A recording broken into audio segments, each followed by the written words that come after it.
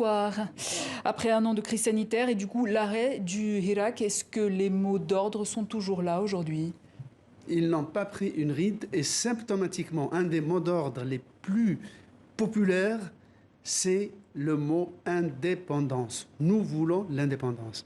Alors c'est curieux que, alors que 75% des Algériens sont nés après l'indépendance ou étaient enfants au moment de l'indépendance, donc n'ont pas connu la guerre d'indépendance, donc ces Algériens continuent de réclamer l'indépendance. Ça peut paraître bizarre. Et alors quand on leur demande, mais enfin, l'Algérie est un sujet de droit international, qui a son statut, c'est membre de l'ONU, pourquoi vous voulez... C'est quoi l'indépendance?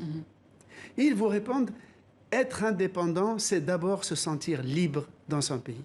C'est avoir un État qui prévoit et assiste, et non pas qui surveille et punit. C'est être dirigé par des gens qu'on a choisis, qui ont une obligation de résultat et qui vous rendent des comptes. Et il vous ajoute, on en est loin du compte, en 60 ans, on n'a pas connu un quart d'heure de cela.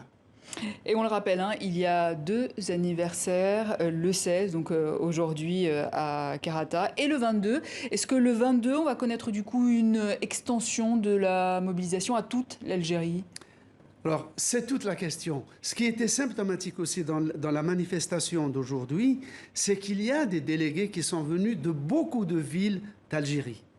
Et il y avait, on les a vus, des figures très populaires du Hirak, comme Tabou, Boumala, qui sont venus d'Alger ou d'ailleurs et qui se sont retrouvés là. Donc en principe, tout a été fait pour que ce soit un premier coup de cymbale, un appel à une reprise du Hirak.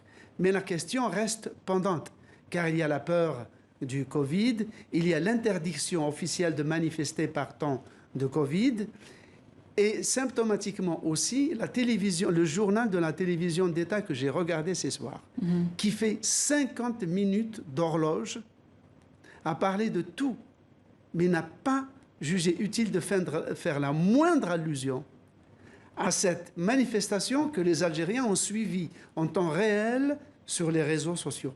Slimane Zeguidour, éditorialiste TV5 Monde, merci pour toutes ces précisions.